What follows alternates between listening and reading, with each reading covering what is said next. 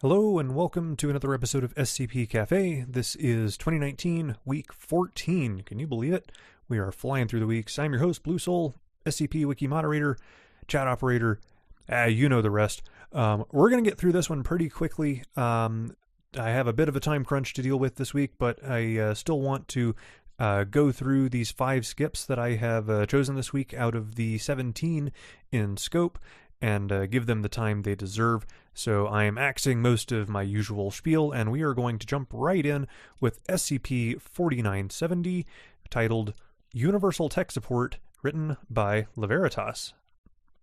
We have an image of a video phone, a fairly nice-looking phone, with a caption reading SCP-4970, and object class of safe, and short procedures that indicate that the office building housing the skip has been purchased by the Foundation.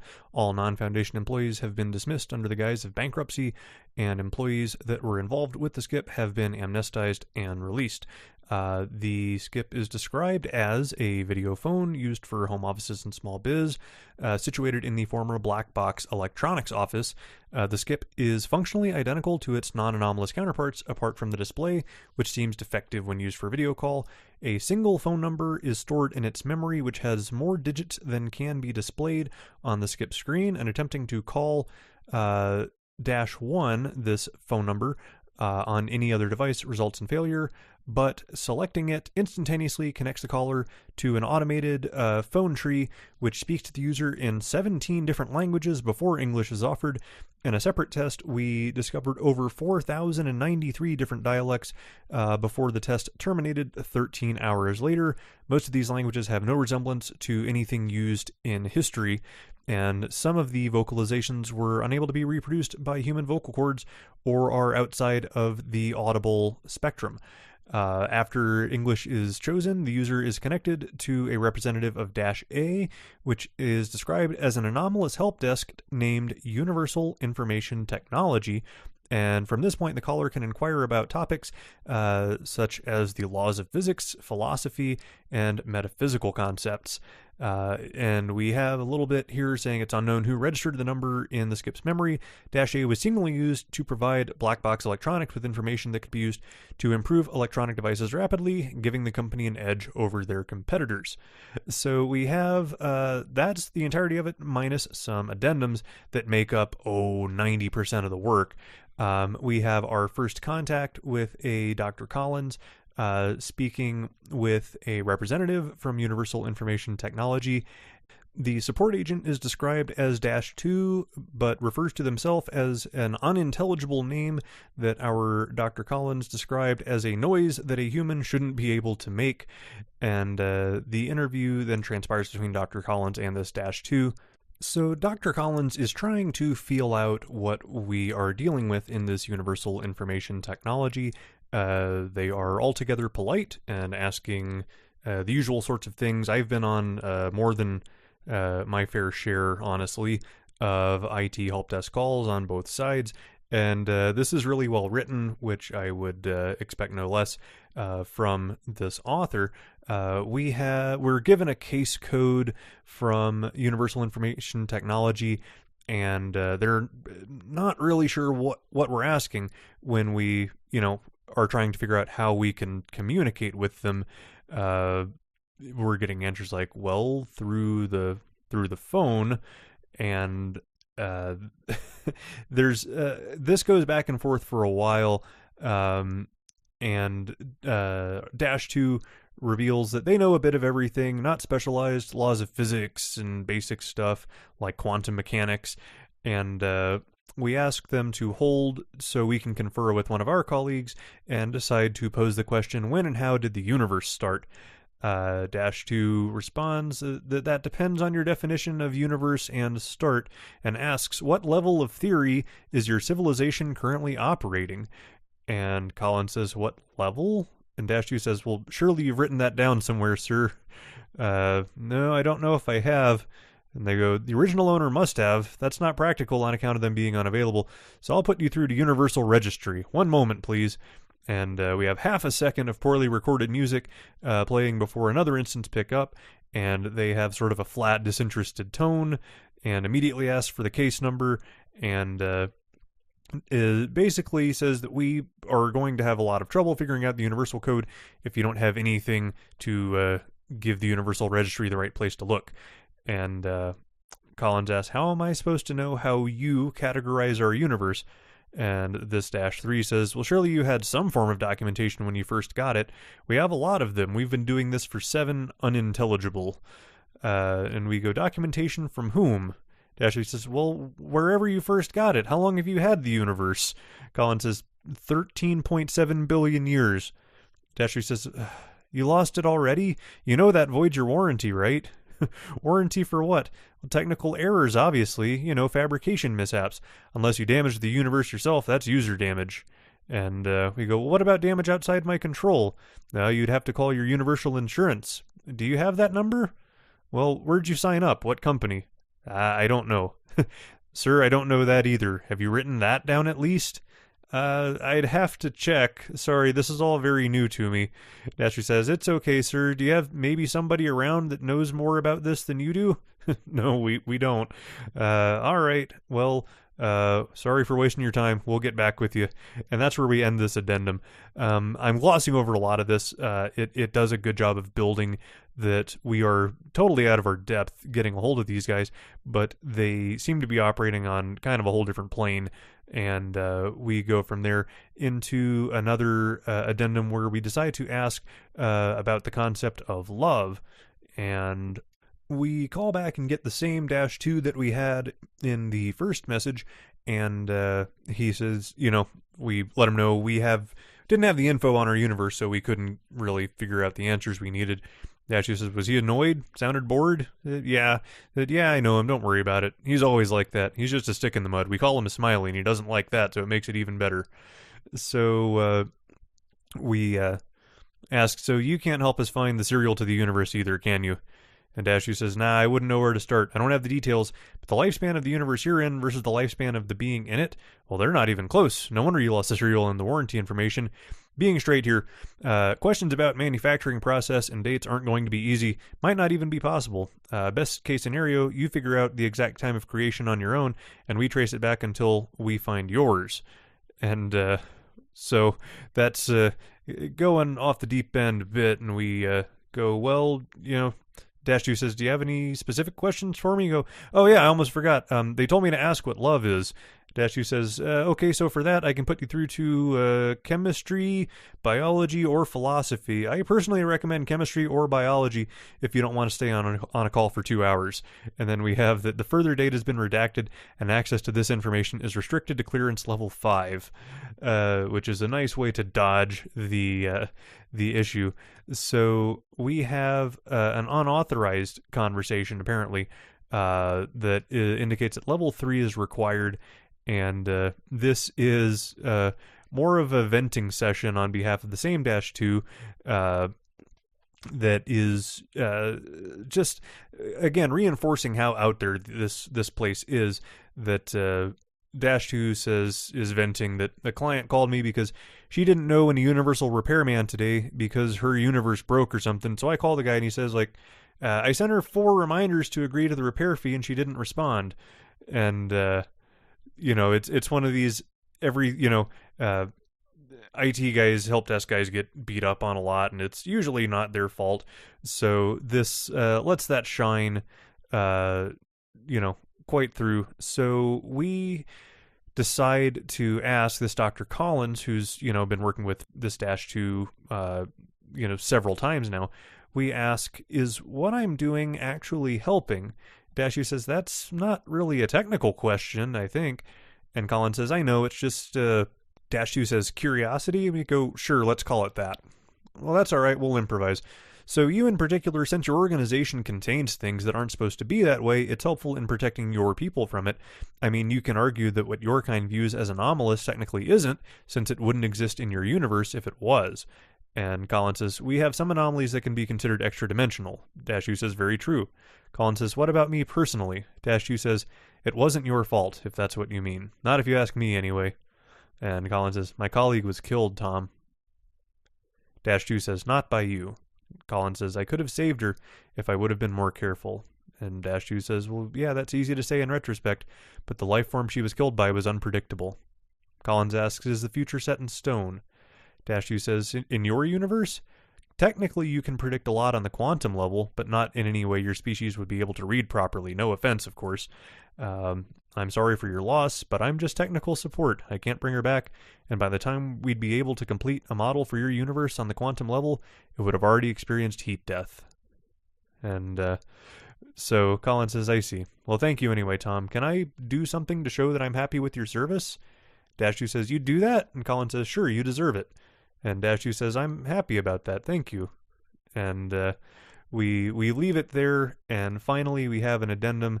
This is report of incident 4970A, and this incident report says that in March 5th, 2019, the fax machine in the office building housing 4970 printed the following survey, and it says, thank you for taking the time to let us know what you think of universal technical support. So we got customer feedback form, and the survey has a number of questions. Are you capable of physically interacting with your universe, yes or no? How many limbs does your species possess? Is your universe created with a specific purpose, or did it manifest without reason? What is the maximum velocity of light measured in your most recognized system of measurement? Is your species aware of what occurs after death? Is your species aware of the multi-universe entanglement field? From a number from 1 to 10, how satisfied are you with universal technical support? In your own words, describe how you feel about universal technical support, and do you have any additional comments or feedback for us? Thank you for your feedback. End article. I really like this piece. It is, it's a lot of narrative. We don't dwell too much on how we get to the point of interacting with universal technical support. In this instance of anything that involves the PSTN, the public switch telephony network that this phone presumably might work with in some way. We didn't actually mention that could we call any other numbers on this phone, and if so, that kind of breaks this, and if not, I'd be okay with it. So if that is an oversight and should be included, I would rather it say that no other numbers works, because that is actually easier from an IT perspective to have it go that way. What really amuses me about this is that I talk with Leveritas on a pretty regular basis, and I know that they actually do help desk support, and I don't want to reveal too much beyond that because I don't know if that's okay to really get into, but it is much the same as how I wrote a number of my tales that involve Foundation IT, in that you speak to what you know. And doing help desk stuff, a lot of that really shines here. The dialogue is really good, and everything about it is really well put together. The dialogue is on the long side, but it doesn't ever really drag, so that's okay. And all that said, this is really good, and this is a +1 from me. Moving on, SCP-4312, titled Drift into the Sky, written by Cryonic Autumn. We have no images in this piece and an object class of Keter, and fairly short procedures that indicate that there's currently no known method of containing or preventing this skip, so efforts are to be focused on preventing the spread of information about it. Online communications are monitored for instances of it, and any civilian demonstrating knowledge of it is to be administered a textual amnestic. Furthermore, we are to suppress and remove civilian evidence of the skip, which is described as the inversion and reduction of gravitational force on an individual, designated -1, and during a 4312 event, gravity exerts a margin of its typical force in precisely the opposite direction as would be expected on the instance of -1. This manifests at random intervals, but is estimated to have approximately 1 instance every 10 days, and the only observed criteria for an individual becoming an instance of -1 is that the subject is not inside an enclosed structure at the time, and that's it. We have an addendum that says that in 2018, Agent Abigail Kalana was affected by 4312 while on vacation in Hawaii, and this is collapsible that when you open is a video log, and it is notes that The agent was taking a video of a waterfall in Maui at the time of the event. It begins with the camera shaking, falling and dangling from the agent's neck. It's pointed up towards her face, and she's holding on to something off frame, feet dangling towards the sky. And she notes that her camera is dangling in the correct down, and not the down where she's headed, which is actually up. And at this point, the branch supporting her is torn from the tree, and so she is now falling upward, and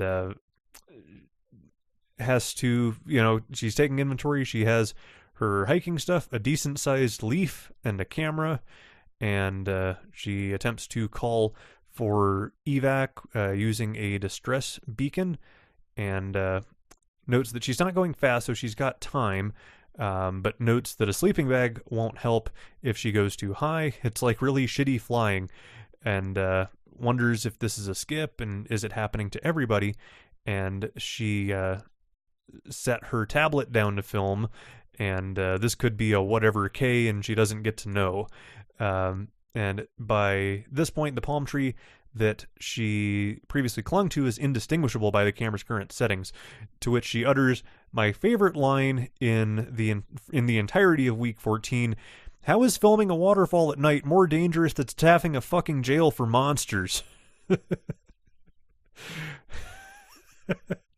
So she grabs the camera and ends the first video, but immediately begins another and says, you guys view these sequentially. This happened when I was viewing a waterfall. If I don't make it, the previous video had the waterfall in it. Make sure it's not mimetic or some shit. I don't know. I'll get back down and tell you in person. She lets the camera dangle against the strap and can be heard searching her bag. And after 6 minutes, she picks up the camera again, holding a makeshift parachute that she's put together from twine, a palm tree leaf, and her sleeping bag, and says, I'm okay if this breaks my legs, and goes quiet and says that it's getting kind of hard to breathe, and this thing isn't producing as much drag as I thought. It's not a good sign.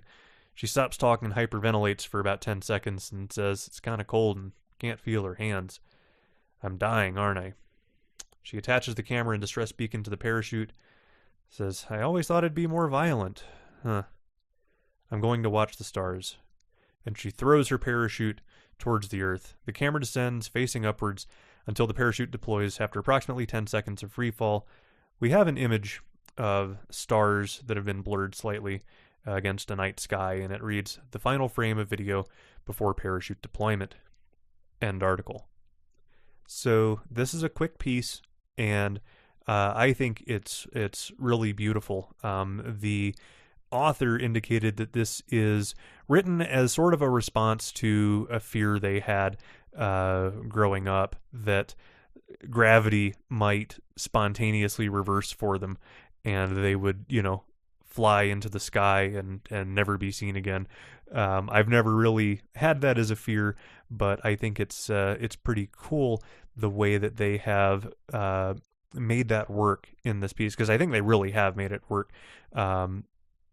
It is a low enough number that, missing people could be just that, and you wouldn't know what happened.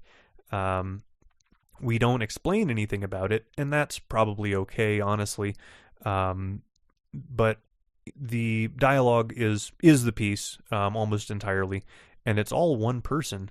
And that, combined with this last image, actually still came together really well. This is only at plus 28 right now in 4 days. I think that's underrated for what this is. I think this was really well done, and this is a very solid, very easy +1 from me. Moving on, SCP-4087, titled Absence of a Knife, and this was written by the Great Hippo. And we have an image of a spring-loaded knife with a wood handle and gold trim, and it reads, an instance of SCP-4087. We have an object class of Euclid, and procedures that indicate that Foundation assets embedded in European and American law enforcement agencies are to monitor ongoing homicide investigations for evidence consistent with the use of a 4087 instance. When these markers are found and no murder weapon exists, a replica of similar make and design is to be provided, and in the unlikely event that an additional instance of 4087 is recovered, it is to be immersed in a cubic meter of concrete and transported to a deep geological repository for indefinite storage.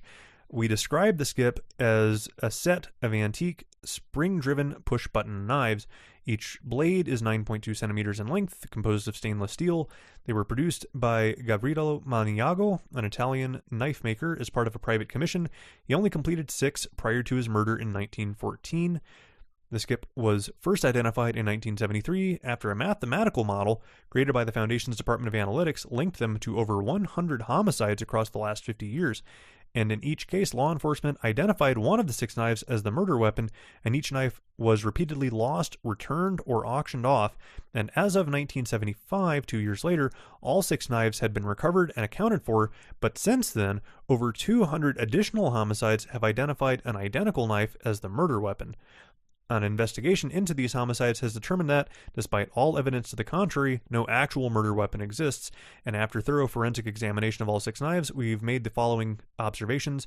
They exhibit no observable anomalous properties, and they lack any significant sign of wear or use. End article. That's the whole thing. And you talk about saying more with less. This skip absolutely delivers that. There's a lot to unpack. This is the epitome of flash fiction and making every single word count. Now, the short length of it leaves some questions unanswered that I think should have been. There are some that I don't think have to be, and that's fine. But one thing that I don't really get with this is the final, in the first paragraph of the procedures, that when the markers are found that indicate that one of these knives was used to commit the murder, but no murder weapon exists, we are providing a replica of similar make and design. To what end? Why are we doing that? We have, as far as I can determine, an anti-mimetic 7th knife, but that doesn't explain why we are providing fake murder weapons to these law enforcement agencies. I don't get what that accomplishes, and it is a little it kind of defies belief that we would be so well. Defies belief in the context of the Foundation is always something that I should walk back just a little bit. Given the knife pictured, it's not much of a blade, in all honesty. I'm certain you could kill somebody with it with enough determination, but are we really having enough of these murders with knives like these that we were able to identify them and provide replica weapons? And I don't get to what end would we do that. We don't really have a vested interest, or if we do, it hasn't been explained in the piece as it is, why we would want to hide the evidence of this 7th knife, and I don't know. That is something that I question the inclusion of. That sentence could be removed and change the scope and the complexion of this piece just a little bit. And I think for the better. We're already working in such tight quarters here where every word counts. This adds a dynamic to it that I don't think really buys much due to its sort of inscrutability. Bringing in things that are vague for the sake of letting the reader draw their own conclusions isn't necessarily a quality I want in a work. If there is an answer to this, I don't think anybody's hit on it yet from what I've seen in the comments. So that is it's something to keep in mind as you're writing these. When you have to always know what's going on in your own piece. Taking the easy way out of saying, well, I don't know what's behind the black box. It doesn't really matter. I'm doing it to heighten suspense. That tends to be lazy, and you tend to be able to tell. So, and I'm not trying to be passive aggressive here, and I apologize if that's how it's coming off.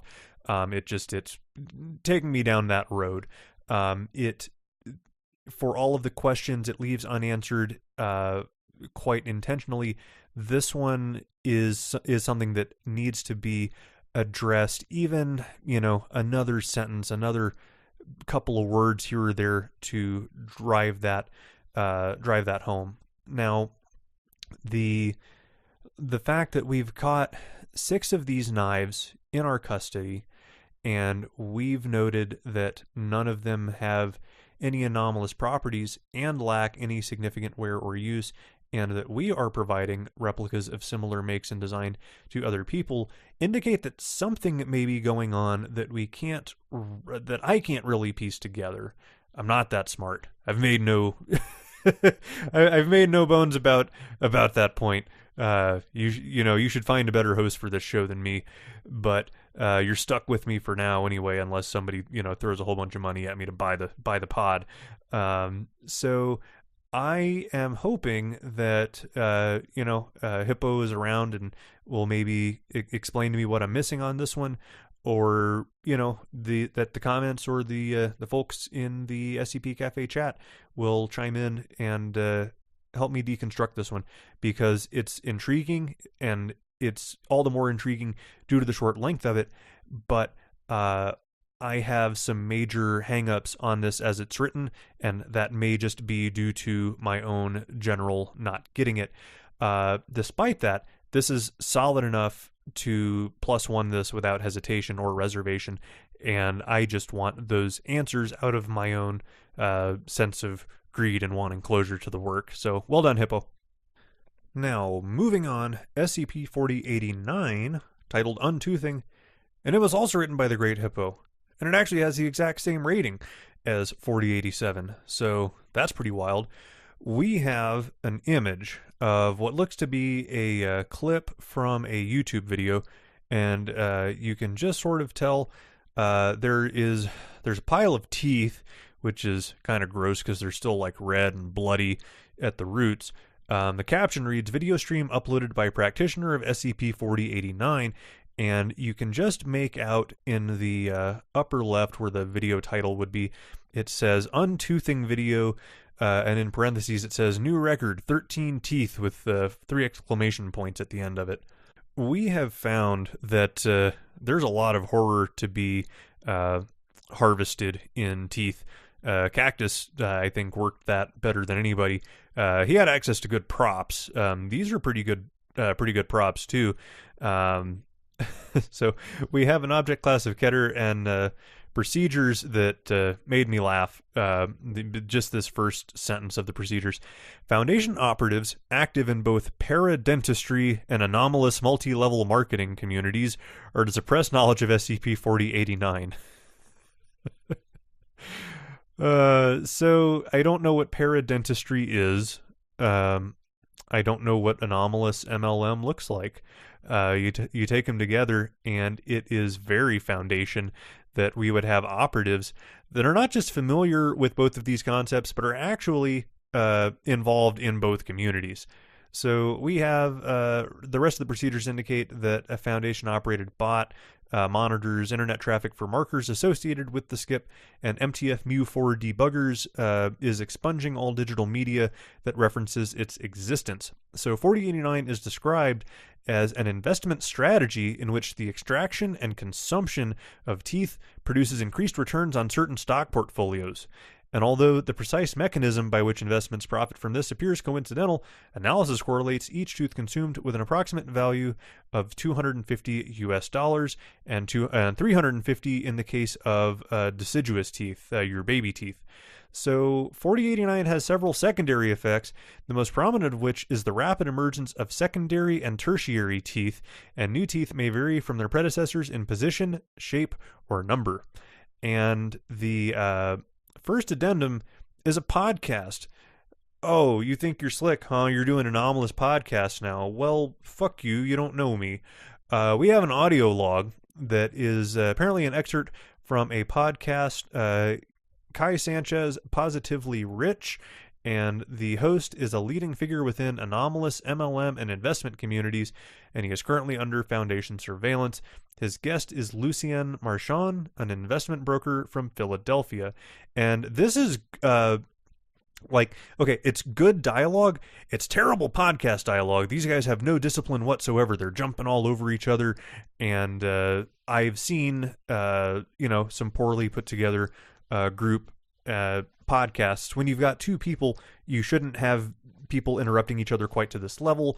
But just the same, it is believable in how all of it is put together. It sounds very natural English. I wouldn't be surprised if all of this was spoken out loud and, transcribed later to give it the authenticity, because it has a very conversational feel and really, really does look good. So the two guys are saying that it's amazing how many folks just don't know about this. All you need are some ordinary tools you can get at any hardware store and the right investment plan. And we've got a kit. You can purchase it on our website, and it has all the tools you need. Link will be in the description, folks. Tell them Kai sent you. And Lucien says, the kit includes a packet of pure ocean sea salt, my own choice blend. Once you're done, mix it with a little mineral water, gargle, and spit, and it helps the blood clot settle, gives them a chance to develop, and they grow right back. It says, yep, I mean, look at your mouth. Hell, I've lost cavities. Well, at this rate, you'll put dentistry out of business. We just might. Now, your site includes a kit for kids. Yeah, well, it's, and some people get a little squeamish about that. Well, it's more the parents than the kids. We're not saying you should push your kids into this. It's just that, you're that young, they're coming out anyway, and this is the real world, You can't afford to be squeamish in the real world, and kids need to learn that. They'll grow back. There's topical anesthetic in the kit, too. We even offer different flavors, cherry, grape, whatever. It's a good way to get them involved. Help them learn how the world works. Teach them. Yeah. Teach them the right values. Yeah. But look, I understand some people aren't willing to. This isn't for everyone. Some people, and it's this, the little interruptions and the jumping around, it's all very believable. This ends with them basically saying, if you're not willing to do this, it's a self-fulfilling prophecy. If you think like a poor man, you'll be a poor man. It's hard for people to understand, and it's a shame. But we'll always need people to clean the toilets, and for the rest of us, for the entrepreneurs, you just got to be willing to pull some teeth. So we have two incident reports, and the first is, these are all in collapsibles. The first one you click has an absolutely disgusting picture on it. If you are squeamish, I'm giving you as strong a warning as I can really muster. What you have in a hospital pan is a teratoma, which is a tumor that grows various tissues, and it can include things like hair and teeth. And this one includes many teeth. I'd say looks like about 6 of them. It is quite gross looking. So the incident report indicates that after complaining of severe stomach cramps, a William Baker, who's a 35-year-old clerk and a practitioner of this skip, was brought to a hospital in Birmingham, North Carolina, and expired shortly after his arrival. The doctors discovered the presence of several genetically exogenous teratomas, and these tumors were chimeric, so 2 or more groups of cells with distinct genotypes in a single organism, and included partial reconstructions of complex human tissue, most notably the mouth, jaw, and brain. These tumors had consumed adjacent tissue, including other tumors, which was then replicated and integrated into their own internal structure, and each tumor operated independently, and at least one persisted for some time once removed.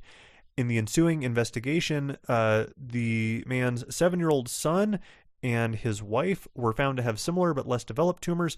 They were removed and destroyed without incident. And finally, we have a second log that indicates that on February 4th, 2019, at approximately 3 p.m., Lucien Marchand was involved in a fatal car crash while driving on his private track outside of Philadelphia, Pennsylvania. Investigators from the Foundation seized his remains for examination, and the ensuing autopsy discovered no tumors, but an examination of his teeth and dental records found that since 1985, Mr. Marchand has worn dentures. End article. That's a great ending. The funny thing is, how disgusting this image is, for one. I'm going to say that one more time. But what's actually funny about this is the approximate value of a tooth, $250. It's really not a lot, is it? Like, particularly when, you have this image that, this red, bloody, pulpy, gooey, squishy mass with teeth in it, and that... Oh, and the caption that I didn't mention. So this thing has a bit of a sinus or a cavity in the middle of it, right along the teeth are on the perimeter of that cavity. And the caption indicates that mastication activity continued for 3 hours post-removal, which is a fancy word for chewing. So... Jesus fucking Christ. It's really gross, but yeah, $250 to deal with that inside you, probably a sucker bet at best. So, stay in school, kids. This is really good. If you do body horror and teeth are a good one for a lot of people, this absolutely nails it. And just as a contrast with the other Hippo work that made it in this week, it's a striking contrast. They're both really good. They both do the trick of saying more with less. This one gets more to the point, and we actually have sort of a moral to the story, which is kind of rare to have it done well. But I think it was done really well here in 4089, and this is a very easy +1 from me. Now, before we get into the last work, I want to talk briefly about the long boy of the week. This is SCP-4260, titled The Subdirective, written by Nagiros. Maybe Nagiros. I'm not sure. I should have checked that before I went into the show. I apologize. In any event, this one's quite long and occurs over 3 different pages, the base and 2 offset pages, and has to do with death as an entity that has been dealt with and banished in the past and appears to be weakening, and we may be facing an end of death scenario were it not for death being aware of the state that they're in and offering a proposition to the Foundation. This is... I will not do this justice without a deep dive, and that may yet come. I'm weighing doing one on this one, but suffice it to say, this is 1, quite long, 2, absolutely outstanding, 3, only at +11. You really do owe it to yourself to read this if you like the end of death concept and like the ways that people have taken that concept and worked with it. I think this is an outstanding example of it. This was, in terms of ambition, easily the most ambitious piece of the week, and every part of it's good. Across all the offsets, the links to other works are subtle and honestly very good. Really strongly recommend, and a very easy upvote. Now, last but not least, SCP-4092, titled Rubber Stepdad, written by L.X. Hauptmann. This is a first-timer piece, and actually just only about a day old. It's almost exactly 24 hours old at the time of this writing. We have no images in the piece, an object class of Euclid, and very short procedures that the skip is to be kept in a standard humanoid containment cell.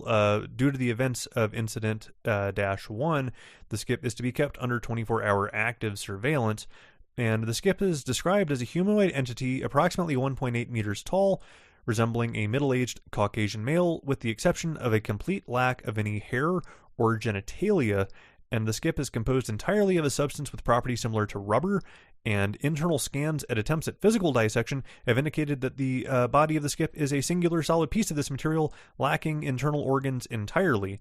and the movements of the skip are strange, at times inconsistent with the laws of physics.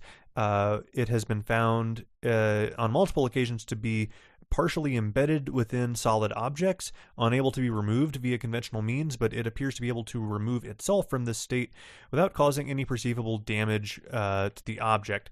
And it appears to be sapient, is capable of speech, and it speaks in a loud, manic tone with a pronounced lisp.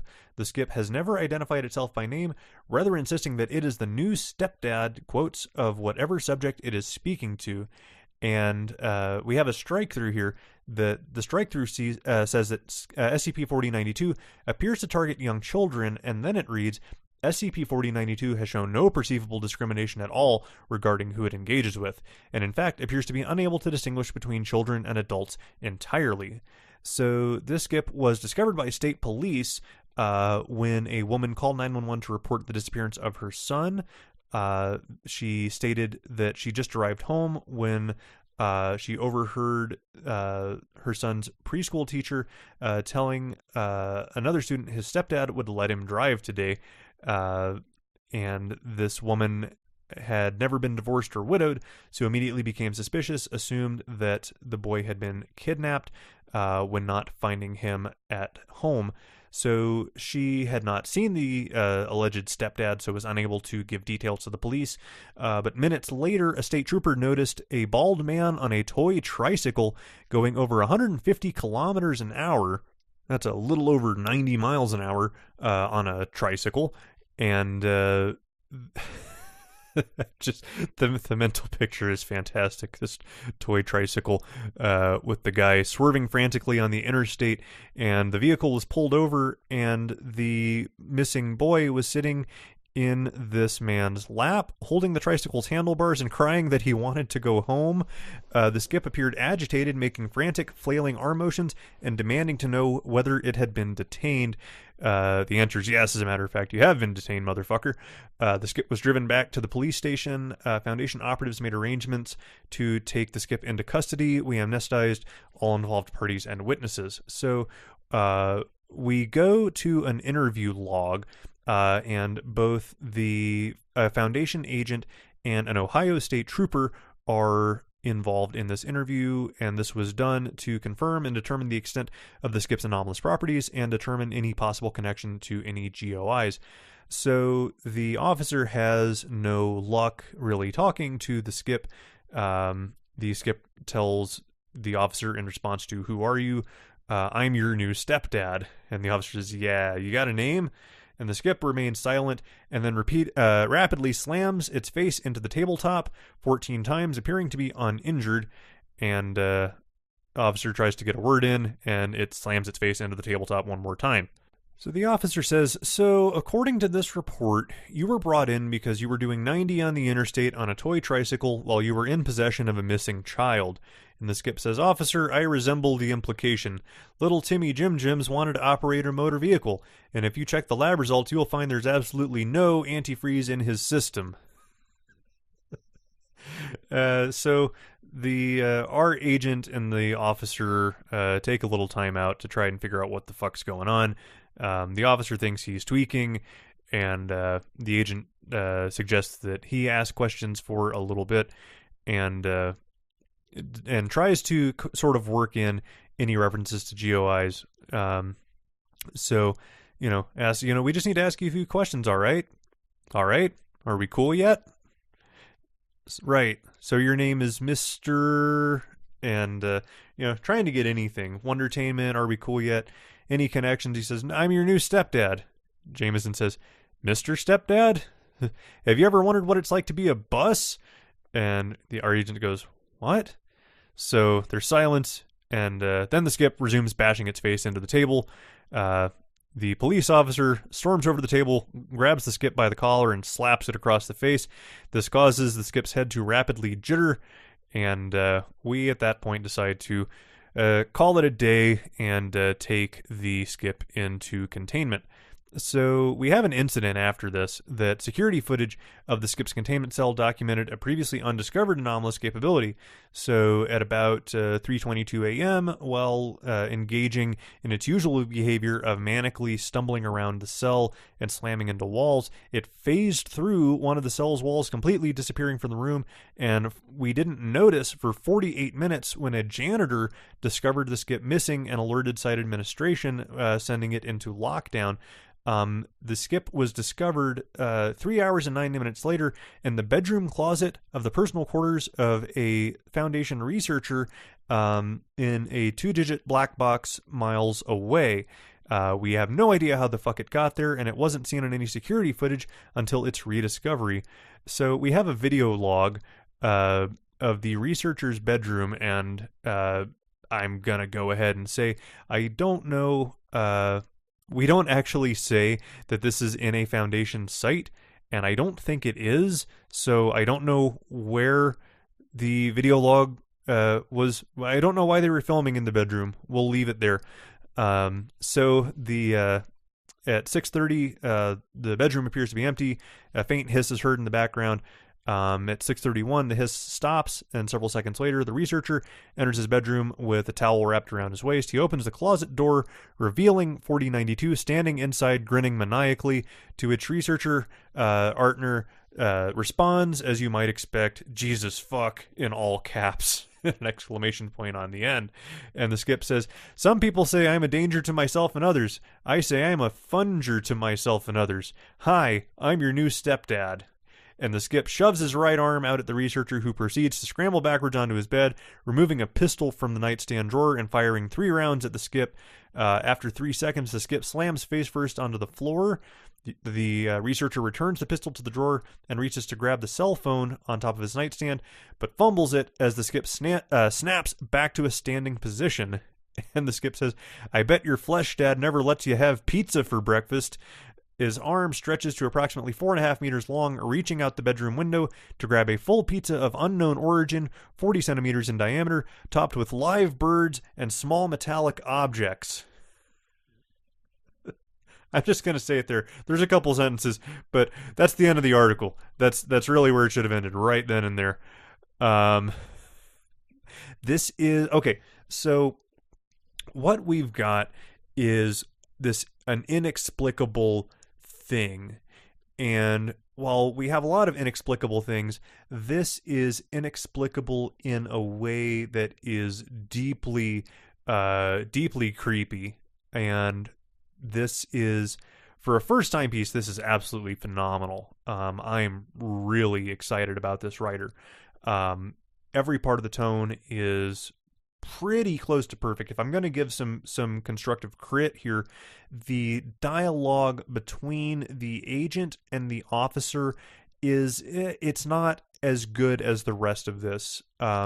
There is, think about how you want the interaction to go and how in a professional environment you might get your point across. It's difficult. The officer is probably what I'm referring to more than the agent in this case. So these are minor nitpicks, honestly. This is a good work. What the initial incident of the boy being abducted by this skip is maybe not quite as clear as it could be, and maybe a little too wordy. But these are small changes that can go, that will make a small but significant difference, I think. I'm trying to kind of decide why I find this as creepy as I do. I don't have, never had that situation in my life, didn't have step parents of any sort.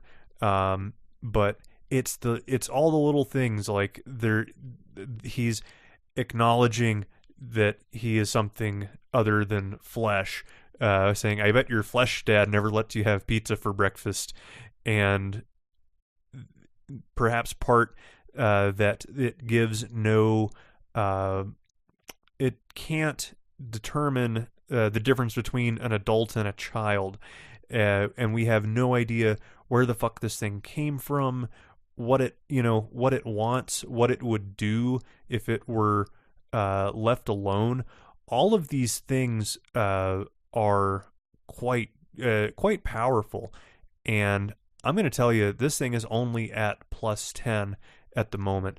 I really liked this piece for being part of Foundation lore and for belonging on the site. I think absolutely this has that immersion factor that I really do look for and enjoy in these pieces. Not a lot else to say. Really well done. Very easy +1 for me. And with that, we're going to call this the Week 14 show. We went through it a little quick this week. I don't think I've given anything really. I don't think I've shortchanged any works. But we had a number of short works this week that were still really good. Week 15, right now, plan is to do it as we would normally do. I'm going to be quite busy next week. I, right now, am not looking to postpone the show, but I always sort of reserve that right, and I'll let you know if something changes. Keep an eye out, particularly in the SCP Cafe chat room. You can get up-to-date news about the pod and anything else going on there, and you can get to that from scp.cafe and clicking chat in the upper menu. So until the Week 15 show, keep reading, keep writing, and happy WrestleMania weekend, everybody.